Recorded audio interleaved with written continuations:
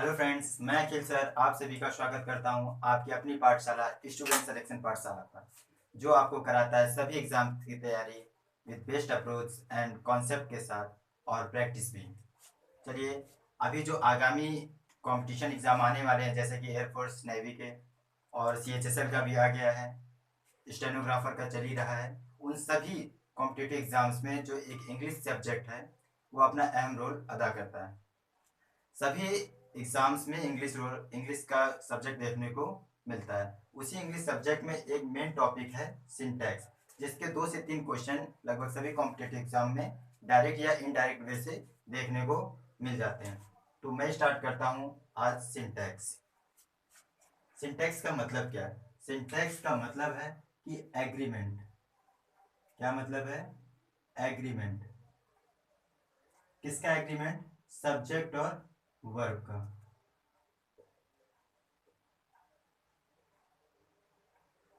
Subject और verb का कहने का मतलब है, कुछ बुक्स में आप देखेंगे तो सब्जेक्ट वर्ब एग्रीमेंट के नाम से चैप्टर होता है, या कुछ में होता है सिंटैक्स। सिंटैक्स का मतलब है सब्जेक्ट वर्ब एग्रीमेंट। हम इस चैप्टर में ये सीखेंगे कि किस सब्जेक्ट के साथ कौन सी वर्ब या कौन सी वर्ब के साथ कौन सी सब्जेक्ट यूज करते हैं। चलिए स्टार्ट करते हैं फंडामेंटल रूल से और हाई लेवल तक जाएंगे। उसके बाद हम लोग ढेरों सारी प्रॉब्लम करेंगे, प्रैक्टिस करेंगे उनकी। उसके बाद जितने भी लास्ट ईयर के क्वेश्चंस हैं जो CHSL, CPO या एयरफोर्स नेवी में आते रहते हैं, उनकी भी प्रैक्टिस करेंगे। चलिए स्टार्ट करते हैं। सबसे पहला फंडामेंटल रूल जो है वो है सब्जेक्ट और वर्ब, जो लगभग सबको छोटी क्लासों में ही बता दिया जाता है कि सिंगुलर सब्जेक्ट के साथ सिंगुलर वर्ब लगेगी और प्लूरल सब्जेक्ट के साथ प्लूरल वर्ब लगेगी। इस रूल को क्या कहते हैं? SSPP rule. कहने का मतलब है सिंगुलर सब्जेक्ट के साथ सिंगुलर वर्ब और प्लूरल सब्जेक्ट के साथ प्लूरल वर्ब। ये सबसे फंडामेंटल रूल है जो आपको शायद पहले से ही पता होगा। अब थोड़ा बहुत इसके आगे चलते हैं, जैसे कि अब चलते हैं वर्ब जानते हैं क्या। वर्ब का अलग एक अपना सेपरेट लेशन है, लेकिन यहाँ पे हम वर्ब को पूरी तरह से नहीं पढ़ेंगे। यहाँ पे हम थोड़ा बेसिक देखेंगे। वर्ब 2 तरह की होती है, एक हेल्पिंग वर्ब और दूसरी मेन वर्ब। हेल्पिंग वर्ब भी 2 तरह की होती है, एक singular verb, singular helping verb,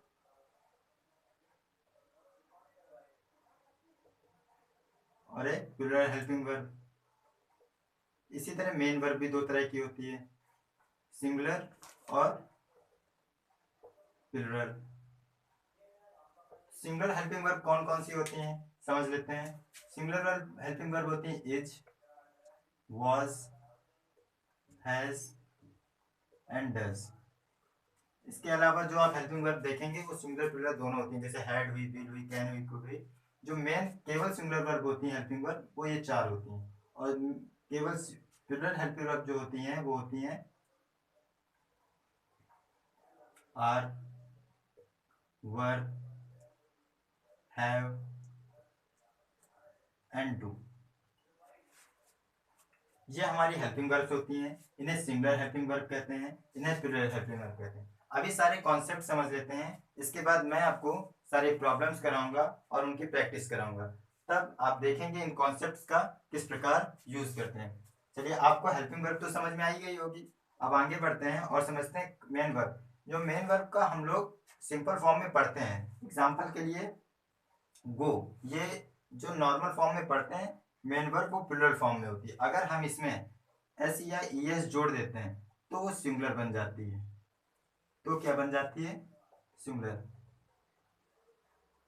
अगर दूसरी तरह से समझें, जब मेन वर्ब में जो नॉर्मल तरीके से होती है उसमें एस या ES लगाते हैं तो वो सिंगुलर मेन वर्ब हो जाती है। वर्ब के बारे में थोड़ा बहुत आप फंडामेंटल रूल समझ गए होंगे। चलिए इसके आगे बढ़ते हैं और बताते हैं क्या होगा। आप इसका स्क्रीनशॉट ले सकते हैं। सबसे पहली चीज, अगर आप ये वीडियो देख रहे हैं और थोड़ी देर देख के चले गए तो इससे ना आपको फायदा होना है ना मुझे।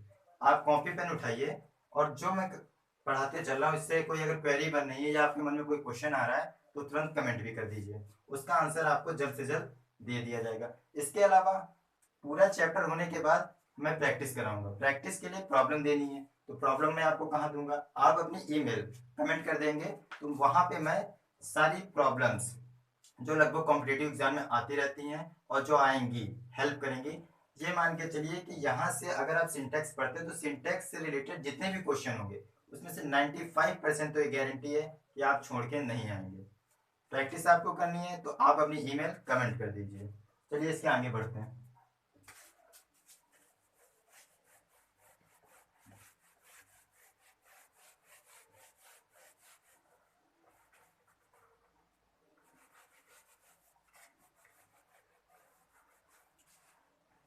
हम अब ये पहचानना सीख लें कि कौन से सब्जेक्ट सिंगुलर होते हैं और कौन से सब्जेक्ट प्लूरल होते हैं। एग्जाम्पल के लिए आपको ही ये सब तो पता ही रहता है कि सिंगुलर है, थोड़ा एडवांस लेवल पे चलते हैं।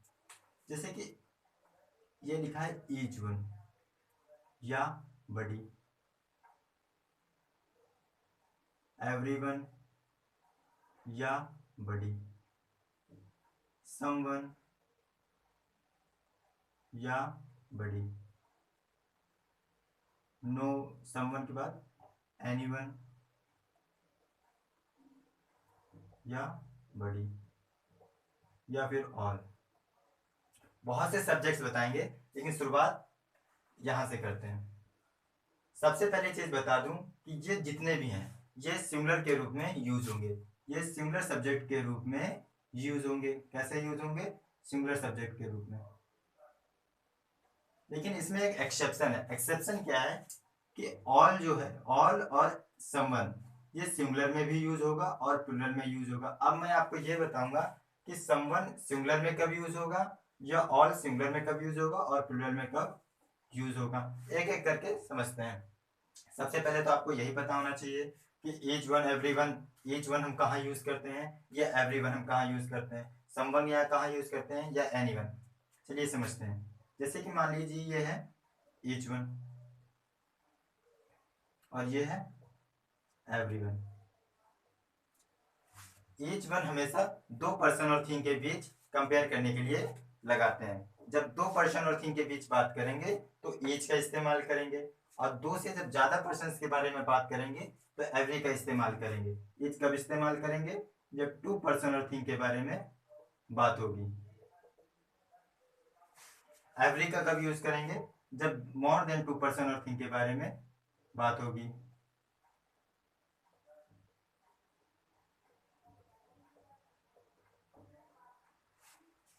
आप अपनी कॉपी पे नोट करते चलिए, इससे कोई क्वेरी को क्वेश्चन बनता है या क्वेरी बनती है आप तुरंत कमेंट कर दीजिए, आपका आंसर मिल जाएगा। या आप डायरेक्टली बात करना चाहते हो तो आप अपनी ईमेल कमेंट कर दीजिए, मैं आपको उस पर रिप्लाई दे दूंगा।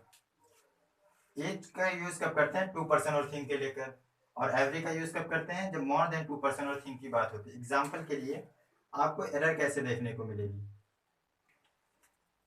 एग्जाम्पल जैसे मान लीजिए Ram, Mohan and Shyam, Shyam are friends, और friends. each one each one has been awarded, everyone, sorry, each one have been awarded। इस तरह से कुछ एग्जाम्पल आएगा और आपसे कहेगा कि एरर इसमें निकालिए। तो इसमें देखिए राम, मोहन एंड सोहन, दो से ज्यादा हो गए तो यहाँ तो ईच लगना नहीं है, क्या लगेगा, एवरी लगेगा। दूसरी बात, हमने बताया ईच हो या एवरी हो, कुछ भी हो, ये सिंगुलर सब्जेक्ट के रूप में कार्य करेंगे। अगर सिंगुलर सब्जेक्ट के रूप में ये कार्य कर रहे हैं तो इसका मतलब है हैव नहीं लगेगा, क्या लगेगा, हैज लगेगा।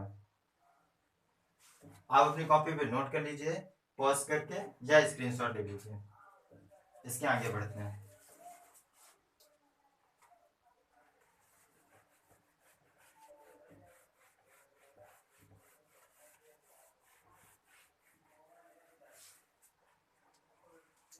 ईच और एवरी का यूज बता चुके हैं, अब आते हैं सम और एनी पे।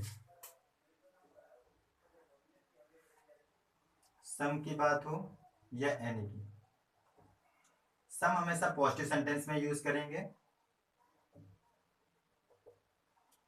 और एनी इंट्रोगेटिव और निगेटिव सेंटेंस में यूज करेंगे। ठीक है, सम हमेशा पॉजिटिव सेंटेंस में यूज करेंगे और एनी का यूज इंट्रोगेटिव या निगेटिव में करेंगे। चलिए बताते हैं एक एग्जांपल के थ्रू, अच्छे से समझ में आएगा। एक लड़का होता है, अपने दोस्त को कॉल करता है। जो दोस्त होता है उसका, वो थोड़ा डरा डरा सा बोलता है। तो लड़का कहता है has someone scolded you, has someone scolded you, क्या किसी ने तुमको डांटा है? तो लड़का कहता है कि नहीं डांटा है। लेकिन यहाँ पे लड़के ने जो क्वेश्चन पूछा है वो क्वेश्चन तो सही होगा, लेकिन उसका ग्रामर की मिस्टेक उसकी गलत है।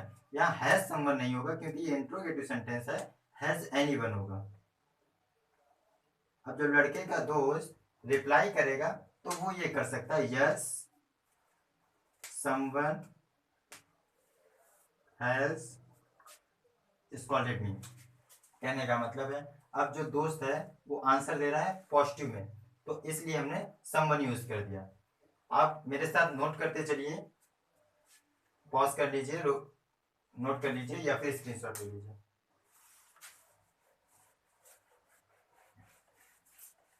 ईच बता दिया, एवरी बता दिया,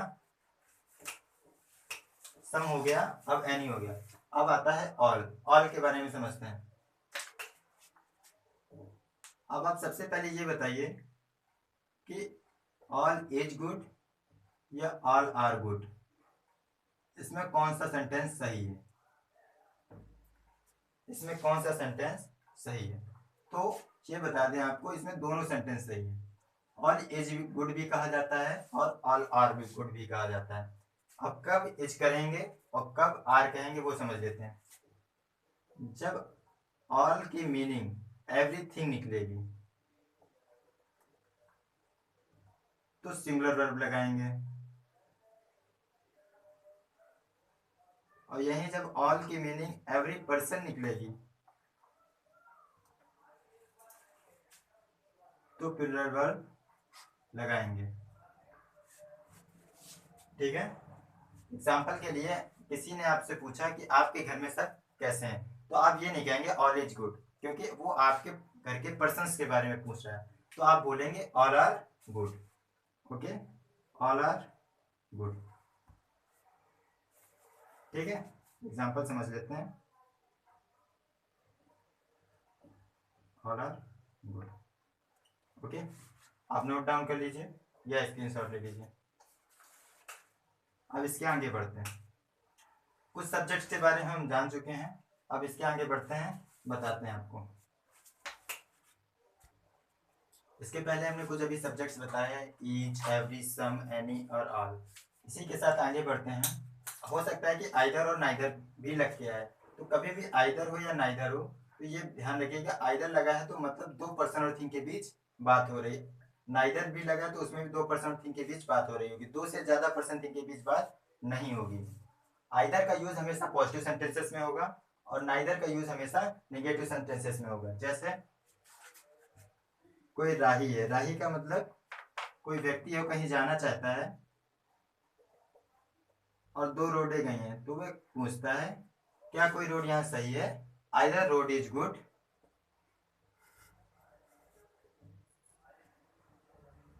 या आइदर रोड्स आर गुड। पहले बता दिया, ये दोनों जो वर्ड है ये सिंगुलर सब्जेक्ट के रूप में कार्य करेंगे, तो ये तो कंफर्म हो गया कि आइदर सिंगुलर सब्जेक्ट है तो सिंगुलर वर्ब लगेगी। अब आइदर रोड्स होगा या रोड होगा, तो आइदर के साथ, अगर आइदर सिंगुलर सब्जेक्ट है तो इसके साथ सिंगुलर ही नाउन आएगी, प्लूरल वर्ब नहीं आएगी। ठीक है, यही सेम कॉन्सेप्ट नाइदर के साथ लगता है। आज के लिए इतना ही, इसके आगे आपको नेक्स्ट क्लास में बताएंगे। इससे लेकर कोई क्वेरी है या क्वेश्चन है आप कमेंट करिए, और चैप्टर के लास्ट में मैं प्रैक्टिस कराऊंगा, उसके लिए आपको प्रॉब्लम्स दूंगा, उसके लिए आप ईमेल कमेंट कर दीजिए। लाइक करिए, सब्सक्राइब करिए। Thank you.